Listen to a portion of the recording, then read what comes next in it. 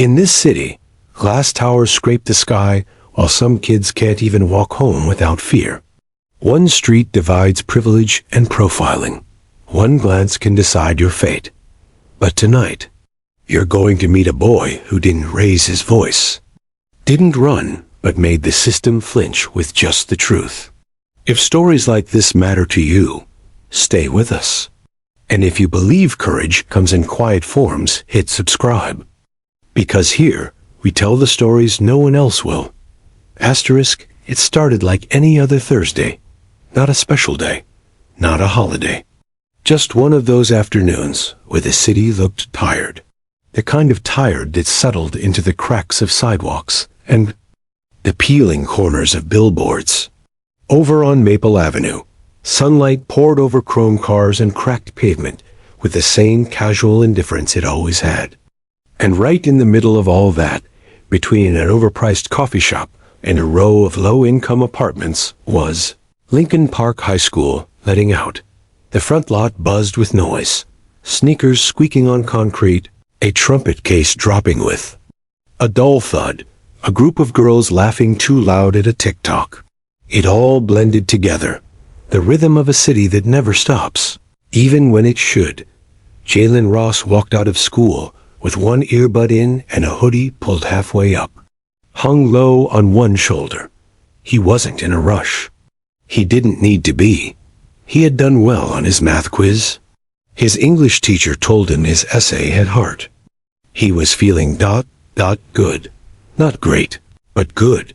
His dad's car waited for him, an old black Acura with a dent near the rearview mirror and a speaker that only worked if you smacked the dashboard twice. Jalen unlocked it with a soft beep, slid in, tossed his bag to the passenger seat, and started the engine. Kendrick Lamar's voice drifted in, filling the space like a deep breath, and then the siren. He didn't panic at first. A lot of people hear sirens and keep driving. But the way it pulled behind him and stayed right there, even as he sat parked, made his heart skip. He looked into the rearview mirror and saw the lights flashing. Red, blue, red, blue. The officer stepped out of the cruiser like he had somewhere to be. Like this was already decided. He was white, tall, maybe late 30s, and walked like the sidewalk belonged to him.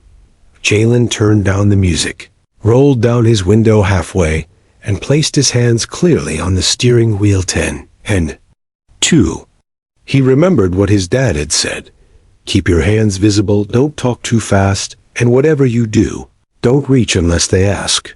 The officer stopped just behind the rear window. License and registration, he said, voice clipped. And cold. Jalen nodded. It's in the glove compartment. Is it okay if I?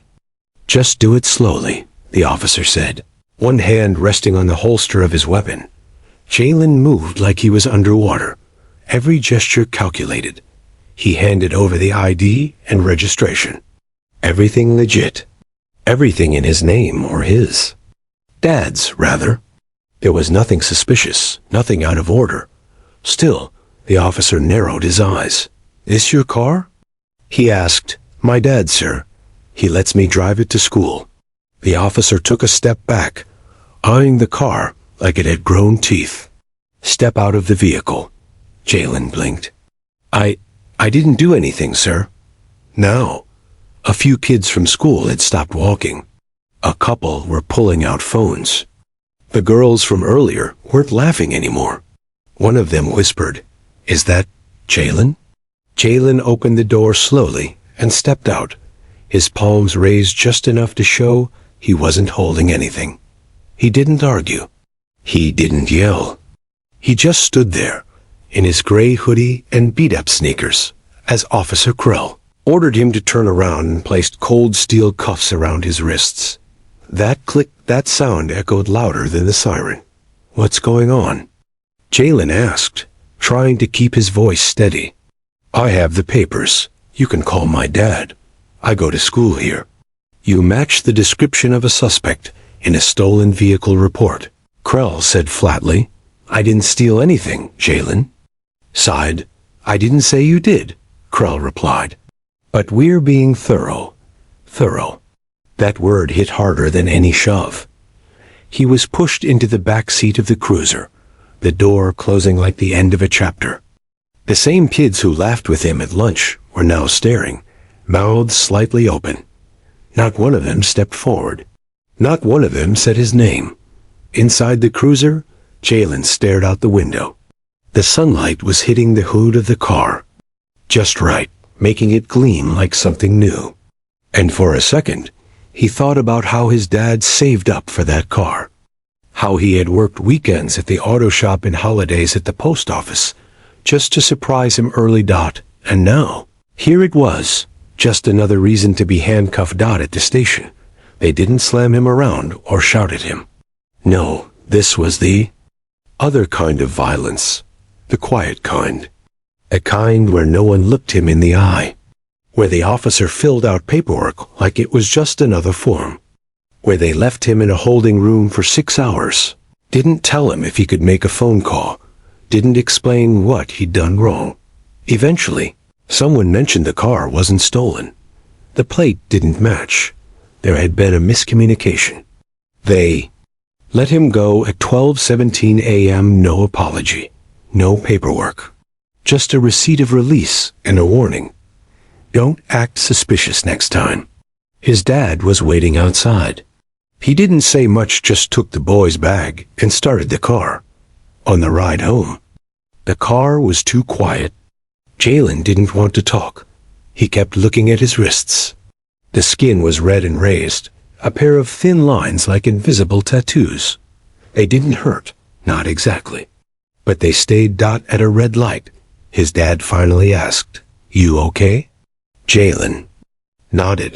Yeah, but he wasn't. He went to bed without eating. He lay in the dark, replaying every moment. The officer's eyes. The voice that never rose above professional. The way the kids looked at him. Like they were unsure if he was still Jalen or something else now. He kept thinking of the music in his headphones. Kendrick said we gon' be alright. But was that true for someone like him? That night, he didn't cry. Didn't punch a wall. He just stayed awake, remembering. Because that's what it meant to survive something like this. You remember. Jalen didn't sleep much that night. His body felt heavy. Not like exhaustion, but like something inside had shifted.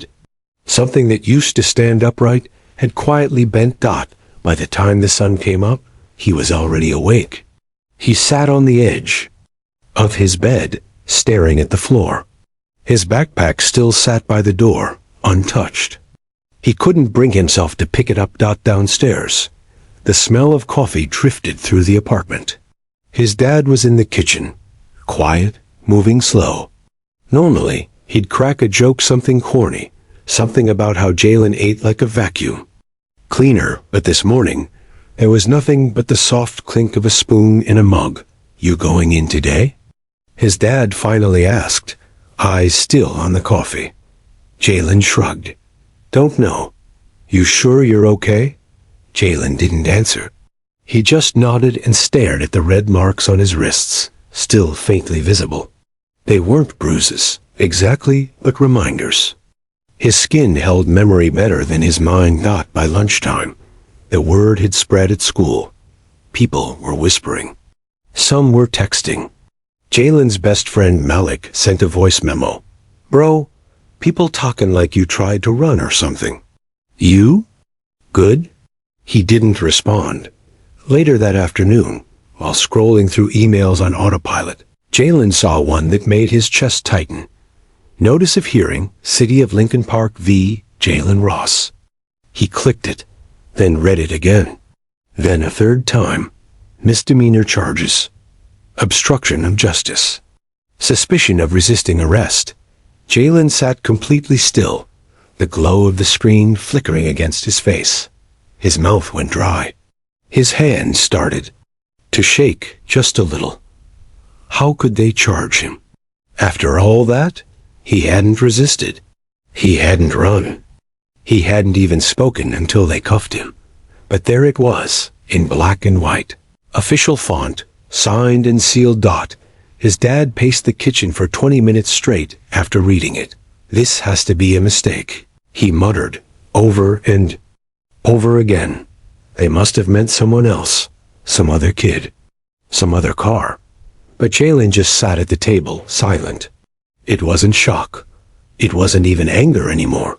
It was something else. Something quieter. Like a part of him had gone numb to the idea of fairness. He thought about the officer Krill, the way he looked at him. Like Jalen was already guilty. Like he didn't need proof. Just a hoodie and brown skin and a car that was too nice for a kid like him. And now it was real, not a warning, not a lecture. Charges. He would have to go to court. The days blurred after that. He went to school, but it felt like walking underwater. Teachers asked questions, and he didn't always hear them. Classmates either avoided him or stared too long. The worst part? The silence. Nobody said anything to him, but they said about him. You could feel it. One lunch period, someone whispered loud enough for him to hear. Maybe he did do something. I mean, cops don't just pull you out for no reason. Jalen looked up. The kid didn't even flinch. He just shrugged, like it was a logical thought. And that's what scared Jalen most, not that people thought he was dangerous, but that people thought it made sense. At home, the tension never left the air. His dad was trying to stay calm, but every time the mail came or the phone rang, he tensed like a man expecting bad news. Jalen's little sister, Simone, 10 years old, kept asking, "Why are you sad all the time?" He didn't know how to explain to her that sadness wasn't it. It was something bigger, deeper. He started sleeping less, eating less, smiling less. One night, lying awake, Jalen scrolled through his phone and opened up Google. He typed in, "Can you get jail time for resisting arrest?" Then, what happens if you're wrongly accused? Then, how do you clear your name when no one believes you? There weren't many answers that felt real. A week later, an envelope arrived. Inside, the formal charge sheet. The arraignment date was circled in bold. That night, his dad made a call. The next day, a woman knocked on their apartment door. Was short, black, maybe in her early 60s, wearing a trench coat and carrying a heavy-looking briefcase. Her face was sharp, kind, but not soft. Like someone who had smiled a lot once, but hadn't done it in a while. "Aunt Dee," she said, stepping inside and setting the briefcase on the table. "I heard my nephew's got the system acting up again." Jalen looked at her, confused. "Wait, you're the lawyer?" She smirked. "Was retired. Civil rights mostly. But I'm unretiring for one case. Yours." Jalen blinked. "I didn't do anything wrong." Aunt Dee nodded. "Exactly why I'm here." They spent the next 3 hours going over every detail. What the officer said, what Jalen did, what time it happened, where his hands were, what his voice sounded like. Dee took notes like a machine, fast, focused. She barely looked up, except to ask more questions. When it was over, she leaned back and exhaled through her nose. "This is garbage," she said flatly. "They're hoping you'll take a deal. Plead down. Make it go away quietly." Jalen's father shook his head. "We're not doing that." "No," Dee said. "We're not." She turned to Jalen, her expression softening for the first time. "Let me ask you something. Do you want me to handle this, or do you want to speak?" Jalen stared at her. "You mean me? You're smart. You're clear. You lived it. I can stand beside you, guide you, but if you're willing, I think you should speak." Jalen hesitated.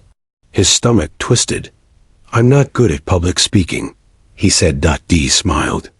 "Good, because this isn't about performing. It's about truth. And when you speak the truth, not the polished kind, but the painful kind, people listen, even when they don't want to." He didn't answer right away. But in that moment, something cracked open inside him. Not anger.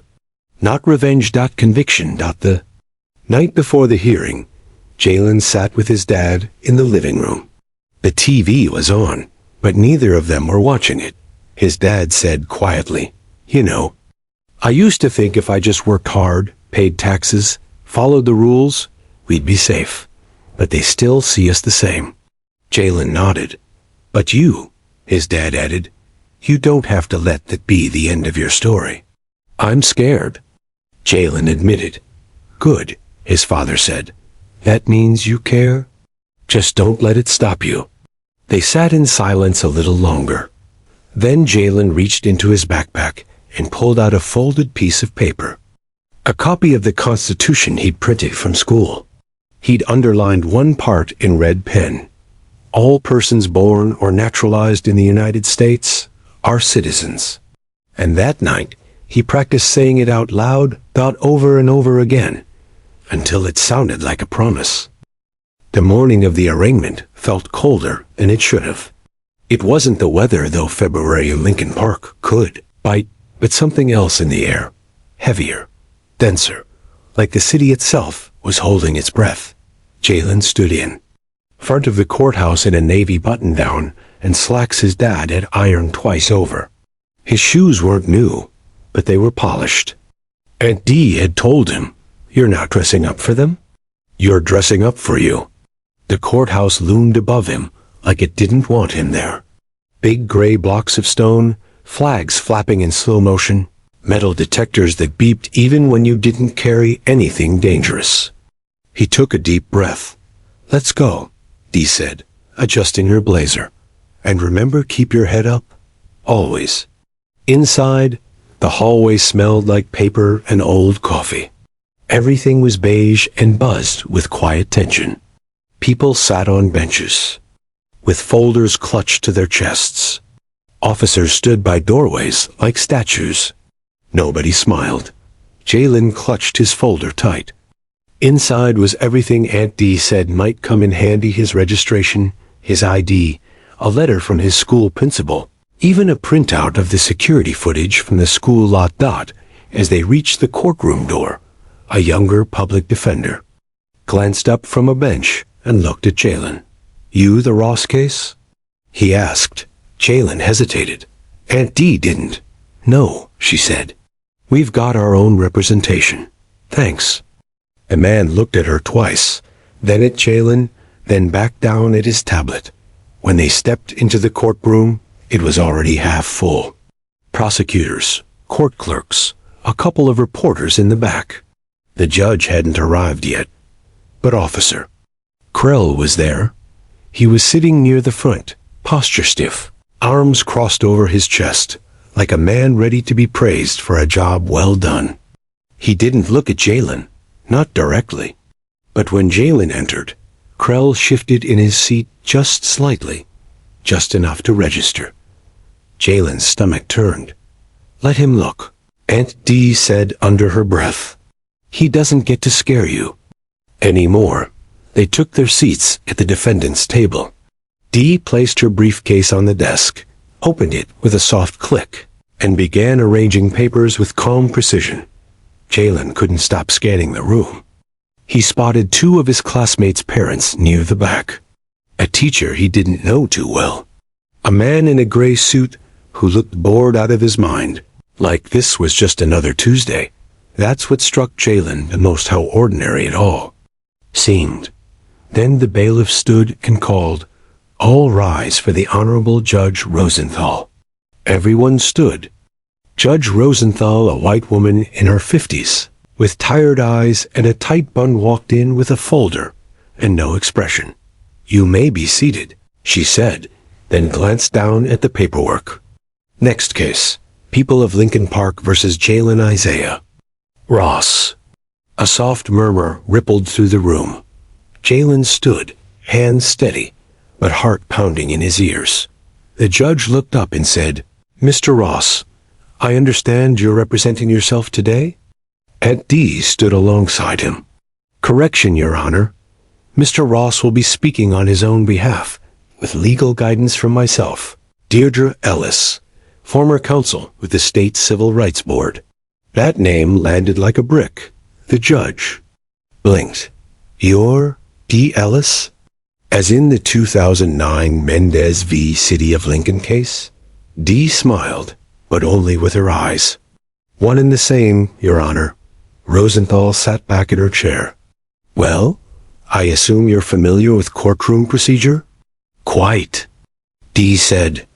But we'd like the court to hear directly from Mr. Ross today. Briefly, before entering a plea. Jalen's throat went dry. This was it. The room went still. He stepped forward to the center podium. The mic was low. He adjusted it with shaking fingers and took a breath. My name is Jalen Ross, he began. I'm 17. I'm a junior at Lincoln Park High School. On February 9th, I was arrested outside my school in the parking lot. His voice was steadier than he expected. I didn't run. I didn't yell. I gave the officer my license and registration. But I was taken into custody anyway. Because someone thought I matched a description. He paused. The room stayed silent. I didn't resist. I didn't fight. And I definitely didn't obstruct anything. But the charge says I did. That I interfered with an officer performing his duties. Jalen pulled out a paper from his folder. This is a signed letter from my principal. It confirms that I parked in the student lot at 3:41 p.m. Here's my registration and license. Both were with me. And here's a still image from the school's security camera, showing me handing the documents through the window. No sudden moves. No aggression. The judge took the papers, studied them briefly. Jalen's hands were shaking now, but he kept going. I didn't come here to fight anyone. I came here because if I stay quiet, I'm saying it's okay. That this is normal. That kids like me should expect to be handcuffed because we're wearing a hoodie and driving our dad's car. His voice cracked slightly, but he pushed through it. I'm not asking for special treatment. I'm asking for fairness. That's all. He stepped back. There was a pause. Not long, but long enough to feel the shift in the room. Aunt Dee gave a tiny nod. The prosecutor stood, flustered. He stammered something about procedural integrity and reasonable suspicion, but even he didn't sound convinced. The judge glanced at Officer Krell. Did the defendant attempt to flee? No, Krell said, clearing his throat, but he looked nervous. That's usually a red flag. The judge raised an eyebrow. He was a high school student being approached by an armed officer. I would imagine it makes anyone nervous. Krell opened his mouth, then closed it. Jalen sat down slowly, feeling like he had just run a marathon. He didn't know if what he said made a difference, but he said it. He didn't let someone else speak for him. Not this time. The judge turned to Aunt Dee. I'll review the documents and schedule a follow-up. But I'm noting for the record that the defendant presented his case with clarity, composure, and supporting evidence. That matters. Jalen felt the first real breath enter his lungs all day. As they left the courthouse, reporters moved in. Flashes, microphones, voices. Jalen, do you feel like justice is being served? Do you plan to file a countersuit? Was that really your aunt in court? Jalen stopped at the top of the steps, looked at all of them, then said calmly, I don't want headlines. I want change. He walked down without saying anything else. That night, Aunt Dee poured 2 glasses of iced tea and handed one to Jalen on the porch. You did good, she said simply. Jalen looked out at the street. Quiet. Unremarkable. Same street where nothing ever happened. Except now. Something had. Why'd you come out of retirement for me? He asked. Dee smiled faintly. Because when they see you in cuffs, they see another statistic. But I saw a fighter. You reminded me of someone I knew a long time ago. Who? Myself. Jalen smiled. For the first time in days, it felt real. Jalen hadn't expected to sleep well the night before the hearing, but he did. Not because everything was okay. It wasn't, not even close. But because, for the first time in 2 weeks, he knew he'd get the chance to speak. Really speak. Not into a phone, not in a classroom, but in front of the very people who had power over his future. He didn't know if it would fix anything. But he knew he wasn't going to be invisible anymore. That morning, he and Aunt Dee arrived early. The courtroom was still half empty, sunlight streaming through the tall windows and falling across rows of empty benches. It was strangely peaceful-like. The world hadn't caught up yet to what was about to happen. Aunt Dee leaned in and whispered, "Remember, speak from what you know, not what you think they want to hear. Truth doesn't need rehearsal, just breath." Jalen nodded. He had gone over his words in the mirror, over breakfast, in the back seat of the car. But standing in front of the judge again made it feel brand new. As the room filled, he saw familiar faces. His history teacher, Mr. Jensen, sat near the back, arms crossed like he was daring someone to challenge Jalen's integrity. Malik's mom had come too, her church hat tilting a little too far to the left, like it meant business. There was even someone from the school board, scribbling notes before anything had even started. The energy was different this time. Not loud, but awake. Judge Rosenthal entered right on time, expression unreadable. "We're reconvening the case of the people versus Jalen Ross," she said, flipping open her folder. "Mr. Ross, please approach." Jalen stepped forward slowly, his feet surprisingly steady. "You may continue your statement," the judge said. Jalen cleared his throat. "Your Honor, last time I told you what happened from my point of view. Today I'd like to show you." He turned to Aunt Dee, who handed him a flash drive. The clerk walked it up to the judge, who nodded toward the bailiff to connect it to the courtroom screen. Jalen stood beside the monitor as the footage loaded. "This is security video from Lincoln Park High, February 9th, he said. "The same day I was arrested." The video played. A grainy but clear view of the school parking lot appeared.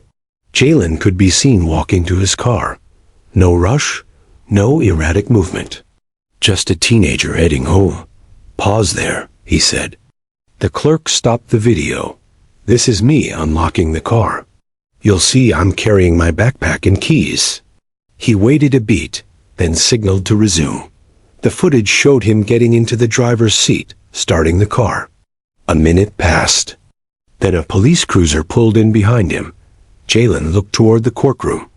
People were watching. Really watching. He kept narrating.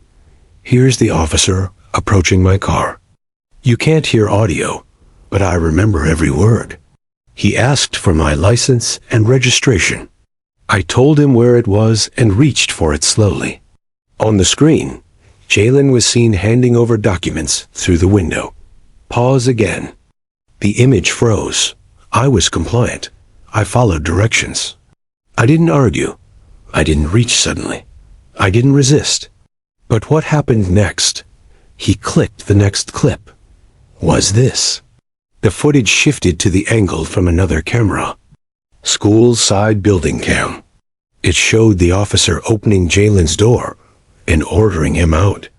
Then, clearly, handcuffing him. No struggle. No yelling. Just confusion.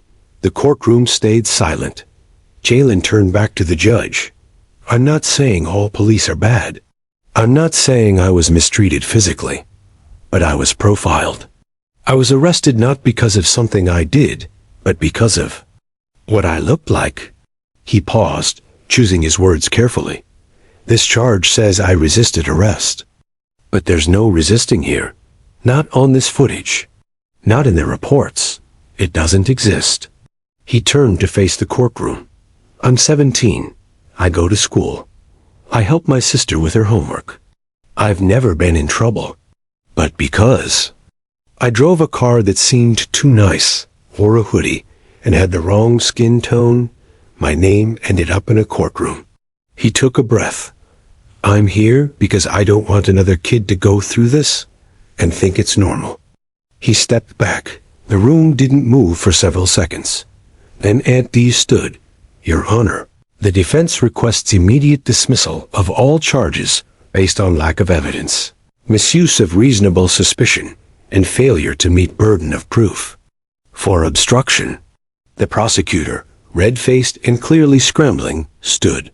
Your Honor, if I may, we believe the officer acted within standard operating protocol. The defendant did match a general description. Nervous behavior in the presence of law enforcement is often cause for caution. Judge Rosenthal raised an eyebrow. So, being nervous is a crime, no? She asked. The prosecutor fumbled. No, but did the officer ask the defendant to step out before or after reviewing the paperwork? Before. Was there any complaint from the officer about missing documents? No. Any prior record? None. The judge turned to Officer Krell, who shifted uncomfortably in his seat. Officer Krell, do you wish to add anything? Krell stood slowly. Your Honor, I followed procedure. I've stopped a lot of kids, and sometimes ... He trailed off. The silence demanded more. Sometimes you just get a feeling, he said. Jalen's face didn't move. But inside, something hardened. A feeling. That's what it was. Then ... not a fact. Not a law. A feeling. The judge closed the folder with a snap. I'll issue a formal ruling shortly, she said. But I'm telling you now, this is not justice. This is a 17-year-old who was arrested because of an instinct, not an action. And that should concern every one of us. She looked directly at Jalen. You may be seated, Mr. Ross. He sat down, pulse still racing. Outside, reporters swarmed again. Aren't you angry, Jalen? Do you think Officer Krell should be fired? Do you plan to sue the department? Jalen looked at all of them, then answered calmly. I want more than just punishment. I want understanding. I want training. I want policies that don't just protect, but respect. Because what happened to me isn't rare. It's just rarely talked about. He turned and walked down the courthouse steps with Aunt Dee beside him. That evening, a clip of his courtroom testimony made its way onto social media. It wasn't flashy, just a 17-year-old speaking quietly, clearly, in a room full of adults who'd underestimated him. Within 48 hours, the hashtag parked not profiled started trending. People began sharing stories. Old arrests, traffic stops, being followed in stores, being questioned at their own schools. Each story a thread in a fabric that had always existed, but was now being pulled loose. Jalen didn't ask for any of it, but when a local podcast reached out, he agreed to go on. I'm not trying to be a hero, he said into the mic. I'm just saying, don't let someone else tell your story before you do. Because if they do, they'll right you wrong. The courtroom had gone quiet that day, but the world outside hadn't. By the next morning, Jalen's speech was everywhere. It was clipped, quoted, remixed, debated. Someone had posted a 47-second snippet of him saying, I didn't come here to fight anyone. I came here because if I stay quiet, I'm saying it's okay. And just like that, his face, still 17, still unsure, was suddenly being shared by strangers. Some called him a hero. Some called him dramatic. Some said he was brave. Others called him just another punk with a microphone. Jalen tried not to read the comments. But you know how that goes. The first time he saw someone call him the next Colin Kaepernick, he froze, then laughed nervously. He wasn't trying to take a knee on national TV. He just wanted his name off a charge. But suddenly, this wasn't just his story anymore. At school, things got strange. Malik met him at the lockers that morning, grinning. Bro, you broke TikTok. Jalen smirked. Don't think that's the goal. Well, mission accomplished. Look at this. He held up his phone. hundreds of notifications. Jalen looked away. I don't really want to. Okay. Malik said, sensing it. But real talk, man. I'm proud of you. Jalen nodded. And then the weird part began. Teachers who barely acknowledged him before were suddenly calling him Mr. Ross. Classmates who wouldn't sit near him in the cafeteria were now asking if they could interview him for their podcast, or their YouTube channel, or just say they knew him. Can I take a picture with you? What's it like being famous? Are you gonna go on Ellen? Jalen didn't know how to answer any of it. Because none of it felt real. He still had to do homework. Still had to take the bus. Still had to wash dishes when his dad worked overtime. Fame, if that's what this was, didn't change the fact that rent was due next Friday. And worse, not all attention was good. That Thursday, during lunch, found a note in his locker. Keep your mouth shut next time, or we'll shut it for you. No name, no signature. Just ugly black marker scrawled on a torn notebook page. Jalen read it once, folded it in half, then calmly walked it to the vice principal's office. When she asked if he wanted to report it, he said no. Why not? She asked, concerned. Because I already know what you'll do, he said. You'll check a few cameras, shrug, and say there's not enough to act on. She didn't deny it. That night, he sat on the fire escape of his apartment, looking out at the flickering lights of the city. It was quiet up there, his favorite kind of quiet. The kind where no one expected anything from him. Where he could just be a kid again. Not a symbol. Not a hashtag. Just Jalen. Aunt Dee joined him with 2 mugs of hot tea. Long week? She asked. He chuckled. That's an understatement. You holding up? Jalen took a slow sip, then nodded. Yeah, I guess. She studied him for a moment. You know, the moment you stood up in that courtroom, you stepped into something bigger than yourself, she said. I didn't mean to, he admitted. I know, she said, but it happened. And now the question is, what are you going to do with it? He didn't answer right away. I'm just trying to stay afloat, he said finally. Dee smiled. Floating's a good start. But don't forget sometimes, waves come because you're moving. Jalen stared at his hands. I don't want people to think I'm some kind of activist. I just didn't want to be treated like a suspect, because I was black and driving. That's how a lot of movements start, Dee said. Someone just wants dignity, not a revolution. He was quiet for a long time. Then he asked, did you ever get tired of being the strong one? Dee's eyes softened. Every day. But I knew if I didn't speak, someone else would suffer quietly. Jalen nodded. The tea was lukewarm now, but it felt good in his hands. The next morning, Jalen did something unexpected. He printed out 20 flyers and posted them around the school, in the library, on the cafeteria wall, even on the back of a stall door in the boys' bathroom. Were you ever stopped unfairly? Pulled over? Followed in a store? Labeled a problem before they knew your name? Let's talk. Room 204. Friday after school. No cameras, just people. He didn't think anyone would show. But when he walked into room 204 that Friday, there were 6 kids already waiting. By 3:10 p.m., there were 20-3 white kids, black kids, Latino kids, a Muslim girl with a bright blue hijab, a white kid with a stutter who said he was called a threat during a school drill just because he flinched too hard, a girl who said her brother got expelled for a vape pen he didn't have, a boy who said the school cop searched his bag because he had a gang-looking haircut. Jalen didn't stand at the front. He sat down, in the circle, and he listened. Really listened. When it was his turn to speak, he kept it simple. I'm not here to be the voice for everybody. But I figured, if they already painted me as the troublemaker, I might as well make some good trouble. Someone laughed.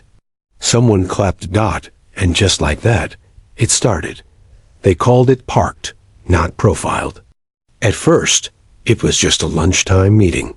Then they made a petition.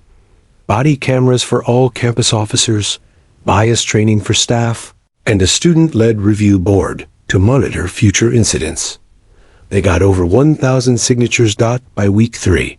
The local newspaper ran a headline: Teens arrest sparks movement. Lincoln Park students say enough. Jalen's photo was on the front page. He hated that part. But Aunt Dee told him, use the spotlight before it moves on. It always does. And she was right. The backlash came soon after. A local talk radio host mocked Jalen for weaponizing his feelings. A school board member called his group divisive. Some parents emailed the principal, claiming Jalen's meetings were turning good kids into radicals. But Jalen didn't stop. One afternoon, an older man in a veteran's hat waited outside the school gate. Hey, you Jalen? Jalen tensed. Yeah? The man pulled something from his jacket. A photograph, old, faded, in black and white. This was me. 1968. Arrested for sitting at a lunch counter in Georgia. I was 16. Jalen blinked. Wanted to shake your hand, the man said. Reminds me of back then. Jalen shook it.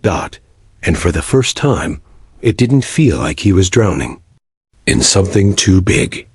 It felt like he was part of something long, something rooted. Something growing. One night, he came home to find a package on the doorstep. No return address. Inside, a folded T-shirt. On the front, bold letters that read, "Don't profile my hoodie." He smiled. Then he cried, not because he was sad, but because he finally felt like he was seen. The courthouse smelled the same as it always did, like dust and stale air conditioning and worry. The lights were still too bright, the walls still too beige, and the hallway still hummed with that low tension of people pretending not to look at each other. But something in Jalen was different. It had been exactly 21 days since he was handcuffed in the school parking lot. 21 days since he was told he looked suspicious. Since someone decided that fear was more important than facts. 21 days of interviews, petitions, meetings, backlash, and support. And now today, it was all coming to a head. The final ruling. Jalen sat beside Aunt Dee in courtroom 3B, his fingers interlocked, foot bouncing under the table. He wasn't sure if he was nervous or just ready. A few rows behind him sat Malek, his mother, Ms. Grant from the school board, and 2 kids from the parked, not profiled group, one of whom wore the T-shirt that read, "Don't profile my hoodie." It made Jalen smile for a second. Just a second.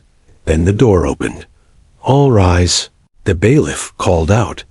Everyone stood as Judge Rosenthal walked in, black robe flowing behind her like a wave of finality. She didn't waste time. This court has reviewed the evidence submitted, including video surveillance, written documentation, witness statements, and formal charges. Based on this, I am prepared to deliver a final ruling. Jalen gripped the edge of the table. I find that the arrest of Jalen Ross was not supported by sufficient probable cause to justify detainment or charges of obstruction. Therefore, the charges are dismissed. Mr. Ross is found not guilty. There was no eruption, no dramatic gasp, just the sound of air being released like everyone had been holding their breath and could finally exhale. Jalen blinked once, twice. He wasn't sure what he expected. Applause? Relief? Tears? What he felt was something deeper. Validation. Not for who he would become, but for who he already was. Thank you, Your Honor, Aunt Dee said, standing. The defense rests. The judge glanced at Jalen. Mr. Ross, she said gently, I commend you for your composure and clarity during this process. I hope this experience won't discourage you from continuing to use your voice. Jalen stood. I won't, he said. She nodded once, closed the file, and stepped off the bench. Outside, the sun was too bright. Jalen squinted as the reporters swarmed in again. What does this ruling mean to you? Do you feel vindicated? Will you sue the department now? Jalen looked at the sea of microphones, cameras, eyes. He could have said 100 things, could have yelled, could have wept, could have cursed the system.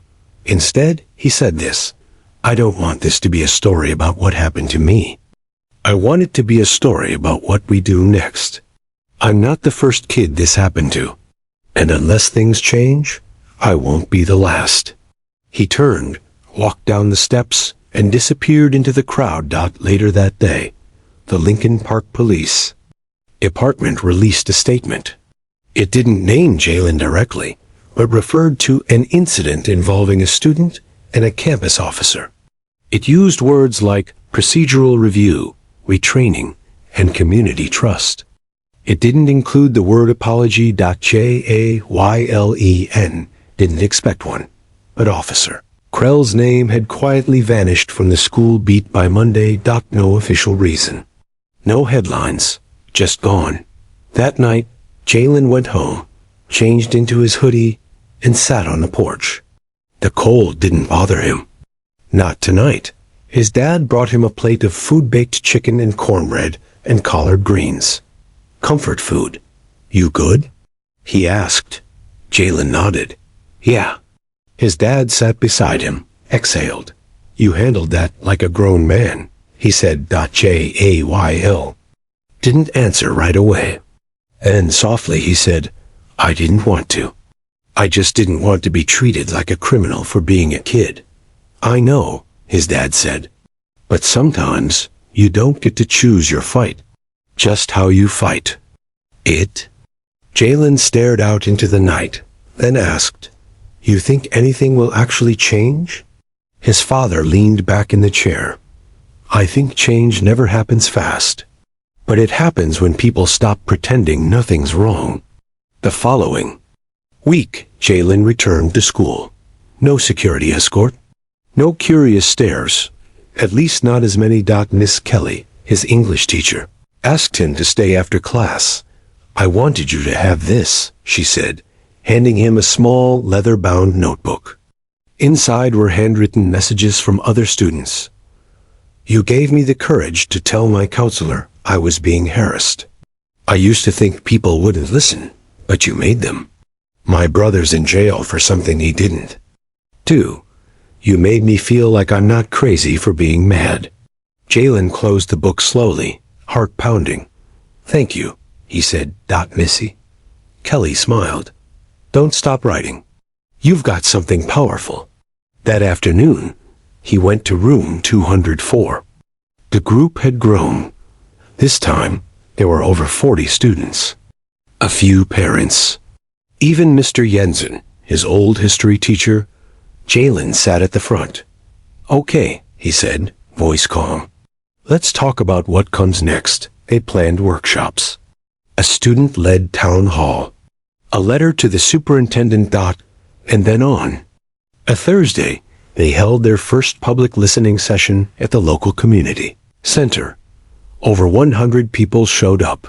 A pastor, a small business owner, a veteran, a college student, a grandmother, a middle schooler with a trembling voice and a story about being handcuffed for skipping class. Jalen didn't speak much that night. He didn't need to. The stories spoke for themselves. Later that week, Jalen got a letter in the mail. No return. Addressed. Inside was a typed note. You could have been bitter. You chose to be better. Keep going. Attached was a $1 bill. On it, written in black marker, for the next kid who speaks up. He kept the letter in his drawer, not because it made him feel proud, but because it made him feel possible. Jalen didn't become a lawyer. He didn't run for office. He didn't launch a viral campaign or write a book. He went to college for mechanical engineering. Built things, fixed things, but every year he came back to Lincoln Park High. And every year, he stood in front of the junior classroom 103, chalkboard still squeaky, lights still buzzing, and told his story, not for applause, not for pity, but because somewhere in that room, there was always one kid with their head down. One kid afraid they'd be next. One kid thinking they were alone. And Jalen would look at them and say, "You're not broken. The system might be, but you're not." He'd hold up a worn copy of the Constitution, edges bent, sentences underlined, and say, "When someone tries to take your voice, use it louder." Then he'd smile and add, "And if you're ever parked and profiled, remember this. You are not the suspect. You are the story they didn't expect." The call came in on a Monday morning. The kind of Monday where the sky looked undecided and the wind carried the cold without commitment. Jalen was halfway through a bagel and trying to fix the stubborn zipper on his jacket when his phone buzzed. Number was blocked. He almost didn't answer, but something told him to. "Hello? Is this Jalen Ross?" He paused. "Yeah, who's this?" "My name's Brooke Taylor. I'm with Clearline, a national news network. I'd love to talk to you on camera. We've been following your story, the court case, the movement you helped start. Would you consider sitting down with us?" Jalen nearly dropped the phone. He'd spoken at school board meetings, local rallies, even a small podcast recorded in someone's garage, but Clearline? That was national. Cable TV. Cameras, millions of viewers. I'll have to think about it, he said. "Of course," Brooke said, her tone smooth but eager. "No pressure. But I believe your story could resonate far beyond Lincoln Park." That phrase stuck with him, far beyond Lincoln Park. After she hung up, he sat on the edge of his bed for 10 whole minutes, staring at the call log. He didn't know what to feel. Pride? Fear? Pressure? Maybe all of it. That night, he told Aunt Dee. She raised her eyebrows, then folded her arms. "You want my honest opinion?" She asked. "Always. You should do it. But only if you're in control." Jalen frowned. "What do you mean?" "There are 2 types of interviews," she said. "One where they hand you the mic, and one where they hand you a script. If it's your voice, your truth, go for it. But if they just want to squeeze your pain into a soundbite, walk away." Jalen nodded. He didn't want to be reduced to a moment. He wanted to tell the whole story, the arrest, the fear, the silence, the anger, the change, the hope, not the viral version. The real one. He called Brooke back the next day and said yes.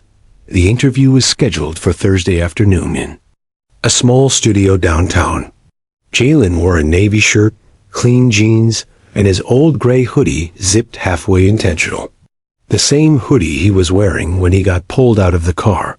Before the cameras rolled, Brooke greeted him warmly. She was tall, elegant, with a calm voice and eyes that felt like they had seen too much and still believed in people anyway. "Just be yourself," she said. "Don't worry about the cameras. Talk to me like we're in a coffee shop." He nodded, trying not to let his heartbeat show in his jaw.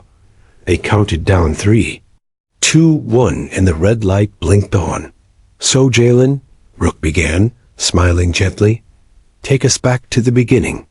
The day of the arrest. What was going through your mind?"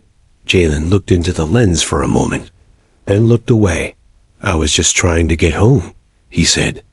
"That's it. I wasn't thinking about anything heavy. I had Kendrick playing in the car and a leftover sandwich in my backpack. Then the sirens came." He told the story again, calmly, slowly, without dramatics, just the facts. But the facts spoke for themselves. Brooke nodded thoughtfully. "And when they handcuffed you, how did that feel?" Jalen took a breath. "Like I didn't belong in my own life anymore. Like someone rewrote who I was in a second, and I didn't get a say." Brooke leaned in. "What made you speak out, instead of just trying to forget?" Jalen's voice grew stronger because silence felt like agreeing. Like telling every kid who gets pulled over or stared at for no reason, "Yeah, that's just how it is." I couldn't sit with that. He spoke about room 204, about the students who cried during meetings, about the t-shirts, about how the fear never fully left, but neither did the fire. Brooke asked, "Some say you're too young to understand systemic racism, that you're just being used as a symbol. How do you respond to that?" Jalen looked directly into the camera now. "I didn't ask to be a symbol. I was just living. But when you get labeled, you either fight back or let the label stick. I'm not here to represent everybody. But I am here to say, we're not imagining this. And we're not going away." There was a pause. A wait. Then Brooke smiled softly. "I hope people hear you," she said. "They don't have to hear me," Jalen replied. "Just see us." The interview aired that Sunday night. It ran for 8 minutes, with cuts of school footage, courthouse clips, and Jalen's calm voice overlaying everything. He talked about fear and justice, and being 17 in a country that sometimes forgets its own promises. By Monday morning, his inbox had exploded. Emails from parents, teachers, veterans, activists, strangers. A letter from a 13-year-old in Montana. "I wear a hoodie too. I never thought about it. Now I do. Thank you." But not all the feedback was kind. One message read, "Quit whining. You weren't shot. Be grateful." Another said, "Just another race-baiting brat who wants attention." Jalen read them. Every single one. Then he shut his laptop, went outside, and walked the long way to school. The backlash didn't stop. An opinion column accused him of overplaying the victim card. A parent group filed a formal complaint, calling the parked, not profiled club a political distraction. At school, a student had written "hoodie hysteria" on a whiteboard in the science wing. But something had shifted in Jalen. He wasn't afraid anymore. One afternoon, as he was walking through the hallway, a boy in the grade below stopped him. "Hey, Jalen? Yeah? I just wanted to say, my brother saw your interview. He used to be kind of racist, but he's been asking questions now. Real ones. You changed his mind." Jalen blinked. "Really?" The boy nodded. "So ... thanks." He walked off, and Jalen stood there, frozen. He didn't need applause. He didn't even need agreement. But change. Real human, internal change? That mattered. Week later, Brooke Taylor sent him a thank you card. Inside was a handwritten message. "You were more than honest, you were clear. And clarity is power. Keep going." And taped to the bottom was a quote, cut from a newspaper clipping. "History is made by those who refuse to be silent." Jalen folded it up and tucked it in the back of his notebook. The following Friday, he stood in front of his school again. Not for a protest, not for a speech, just to be there.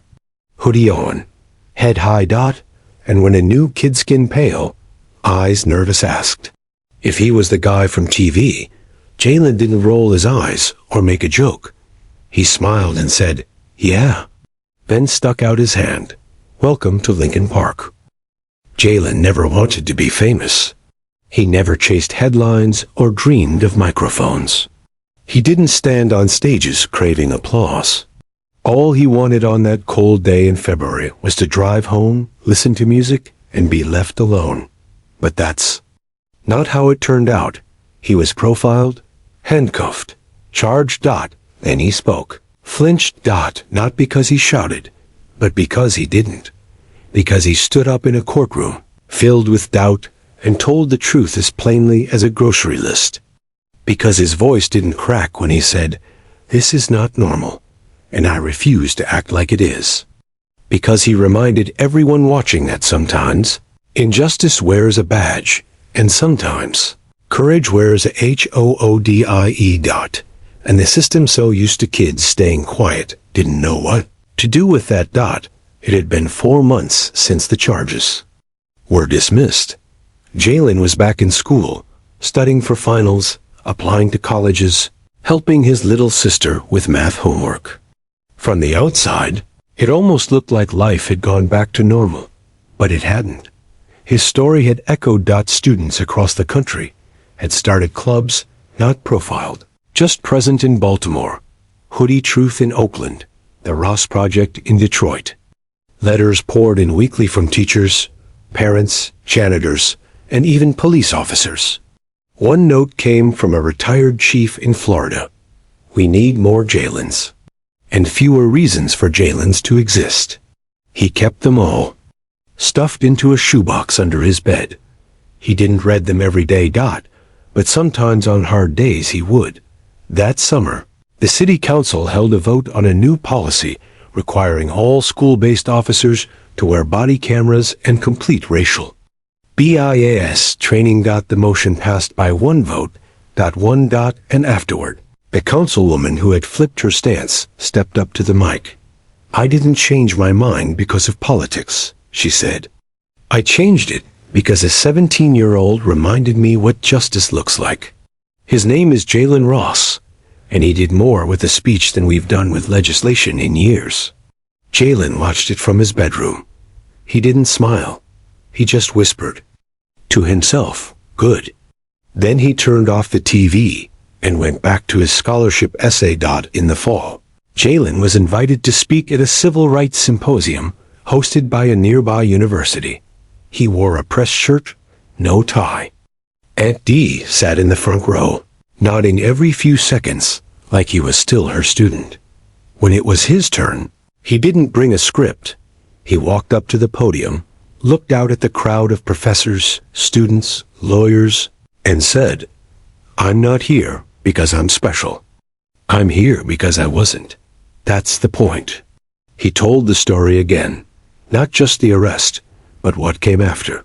The fear, the silence, the backlash, the letters. The room full of students with stories that nobody else had asked to hear. He paused and added, the worst part of being profiled isn't the handcuffs. It's the moment when someone looks at you and sees a threat where there should have been a student, a kid, a brother, a neighbor. And the only way we change that is by changing what we see. When he stepped down, the room stood and clapped, a standing ovation. Jalen hated attention, but in that moment, he stood still and let it happen. Not for himself, but for every kid who never got to finish their story. By the time senior year came around, Jalen was a name people knew. He'd been accepted into a university with a full ride for engineering. He was on track, focused, moving forward, but he never stopped returning to room 204. Every Friday after school, it was open, a place for stories, a place where kids like him could say, me too, and not be met with disbelief. They didn't always solve big problems. They didn't always agree, but they listened. And sometimes, just sometimes, that was enough. One cold November afternoon, Jalen was invited to speak at an elementary school across town. Fifth graders, wide-eyed, restless, unfiltered. He thought they'd be bored, but they weren't. One girl raised her hand and said, did the police say sorry? Jalen shook his head. Do you think they will? She asked. Jaylen thought for a long time, then said, I don't need them to. Why not? Because I know I didn't do anything wrong. And when you know that, you don't need permission to heal. The girl nodded slowly, like she understood more than a 10-year-old should have to. Later, her teacher told him she had a dad in jail, arrested during a traffic stop. Jalen drove home in silence, but when he got back, he opened that shoebox full of letters again and started reading. Aunt Dee eventually returned to full retirement. She moved south to be closer to her sister and sent Jalen monthly emails with articles, court cases, and unsolicited advice. In one of her last messages before she moved, she wrote, "You didn't just win your case, Jalen. You cracked something open. Don't let it close again." He printed it, taped it to the inside of his closet door. By graduation day, Jalen had earned more than a diploma. He had earned trust. From classmates. From teachers. From himself. When he walked across the stage, tassel swinging, the crowd erupted. Not just for his grades, but for the quiet strength he had shown all year. The principal gave him a separate award for civic courage and unshakable integrity. Jalen hadn't expected it, but he accepted it with a nod. No speech, presence. That summer, he packed his bags and prepared to leave for college. His little sister cried. His dad hugged him too long. The house felt small and full and buzzing with memory. Before he left, he walked to the school one last time. To room 204. It was locked, cleaned, quiet. He sat on the floor outside for a while. Then, he pulled out a marker from his backpack, and on a folded sheet of paper, he wrote, "We were here, and we mattered." He slipped it under the door. Jalen never became a politician, never wrote a memoir, but he designed things, bridges, buildings, systems, things that held weight, carried people, made lives better. And every time he stood in front of a blueprint, he thought about structure, about foundation, about how one weak part can collapse everything if you don't fix it, and how one voice strong enough, clear enough, can hold it all together. Years later, people still talked about that day in court. The boy in the hoodie who refused to be reduced to a stereotype, who didn't shout but made the system flinch anyway.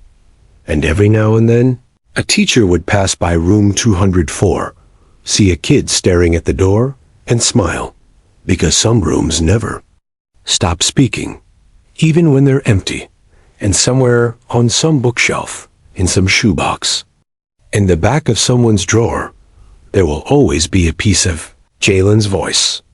Not loud. But permanent. And in a world that tried to silence him, he made sure of one thing.